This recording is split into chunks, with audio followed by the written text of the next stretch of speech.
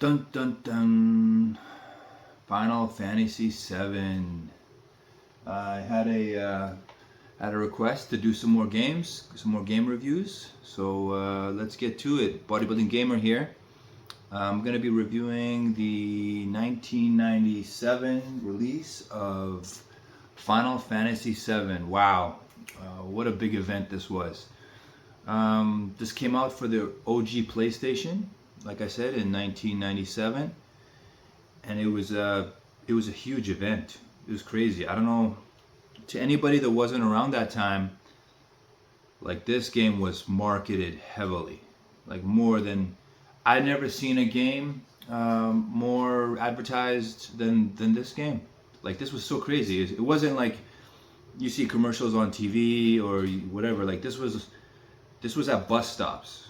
You'd go to a bus stop, you'd see Final Fantasy VII. You'd go on the bus, you'd see the advertisements up inside the bus.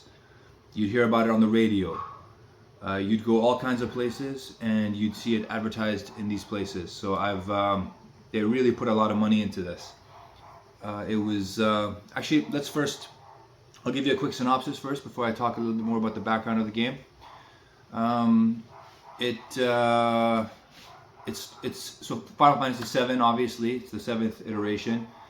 And I have some really cool trivia to tell you about at the end of this, which probably most of you won't know, but this is really cool. So it's about a guy, Cloud Strife. You can see him behind me with the giant sword. And he's a very quiet guy, very stoic, doesn't say much. And he basically joins a ecological terrorist organization, something like that, to go up against a mega corporation that's trying to harness the energy of the earth and basically doing it harm. And they're battling against. He meets a bunch of these guys. He meets different interesting characters: Aerith, Tifa, Barrett, a couple of other characters. And they go to battle against Sephiroth, which is like this super evil soldier who's also trying to harness the energy of the earth so that he can become a god. These Final Fantasy games can get quite convoluted in terms of their storylines, so sometimes it's hard to follow. But that's, for me, that wasn't always the reason that I was interested in these games. There's a few other reasons. But that's basically the gist of the story.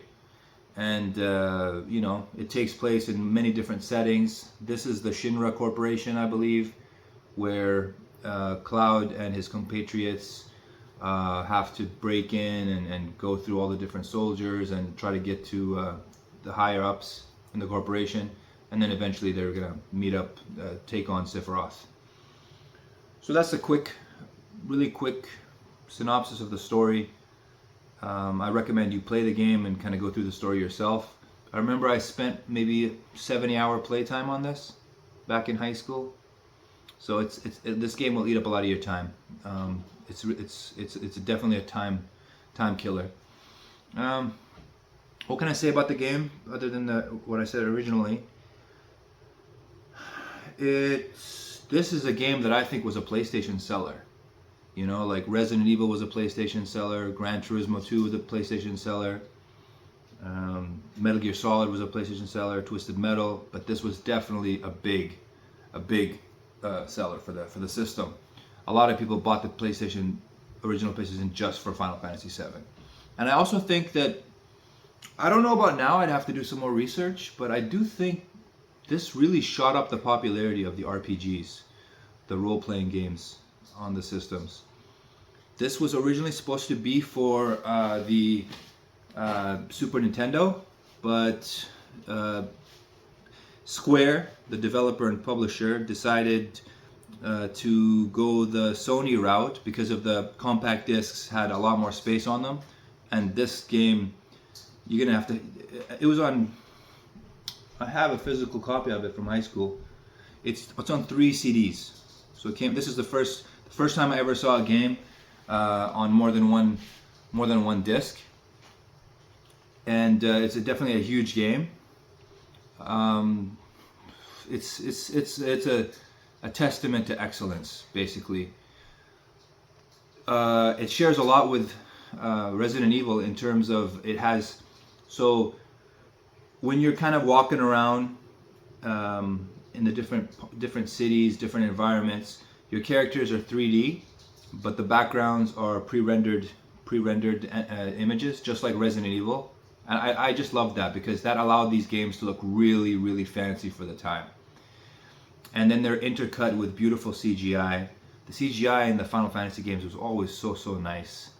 You know, the characters, the character designs, they really knew what they were doing back then, and they're still pretty good now too. And then there are moments where when you have to travel really far from different areas, then it pulls back, and it's almost like you're traveling the globe. It's like you're traveling the globe, and you have a blimp that you have to fly, or sometimes you're walking, and sometimes you're riding vehicles, and while you're exploring different things. Combat, obviously, a turn-based combat system. So you'll be walking around, and then suddenly it will switch. When you're walking around normally, your characters are kind of like almost like Smurfs or something. They're like small and chunky. But when you get into a match, then your guys are properly scaled in terms of what they look like.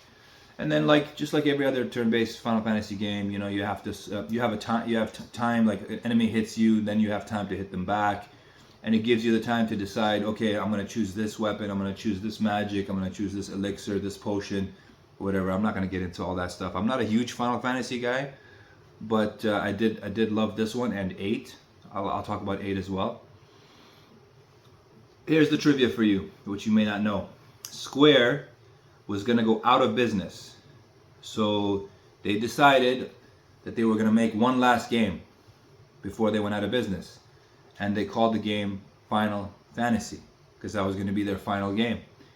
And it ended up doing so well, it brought the company back to life, and they were able to launch a bunch of Final Fantasy games. So how cool is that? How amazing is that? That it was like they were on their last breath, and then they just hit it out of the park, and it just revitalized the entire business, their entire company. The characters are really cool and unique. I really love this shot. This is the shot that was everywhere. It was on the cover of the disc. It was on all the advertisements. It's so memorable. It's so beautiful looking. I have a poster of it for the remake. I have a poster of it on my wall over there. Character design is awesome. The graphics are really nice for the time, especially. They were amazing. They were cutting edge. The CGI intercut to kind of tell you the story and elaborate the story is beautiful. The music is amazing. My Final Fantasy music has always been amazing. I definitely recommend. I honestly, I have the remake of this, which is 1/3, I think 1/3 of the game. So it's telling you the beginning part, the beginning third of this game. It's really good, but it didn't hit the same for me. I don't know if it's because I was a teenager or because it's just kind of been there, done that type thing. But it is a good remake. I'll review that one maybe later as well. But this is a classic, a must-own for PlayStation. When the game came out, excuse me, it got 9 out of 10, 9.5 out of 10, 10 out of 10 reviews. It sold maybe almost 11 million copies. It's one of the top bestsellers for PlayStation. I think if you have kids that are, almost teenagers, this would be a cool game to get them involved in. It's a wholesome game. There's nothing, there's nothing really adult about it or too adult about it. I don't think it's inappropriate or anything like that. But yeah, no, it's a solid game, and I can only give it praise. So if you have a PlayStation 3, you can play this on the PlayStation 3, and or not, you can always emulate it as well if you want. But it's definitely a game. If you like RPGs, this is the game for you. And I will be doing Final Fantasy 8 afterwards. So again, guys, have you played this game? What do you think of it? If you haven't played it, are you interested in playing it? And if you have any questions for me about it, I know so much about this stuff, but it's hard to crunch it all into 10 minutes. So anyways, guys, Thanks for checking in, and as always, stay pumped.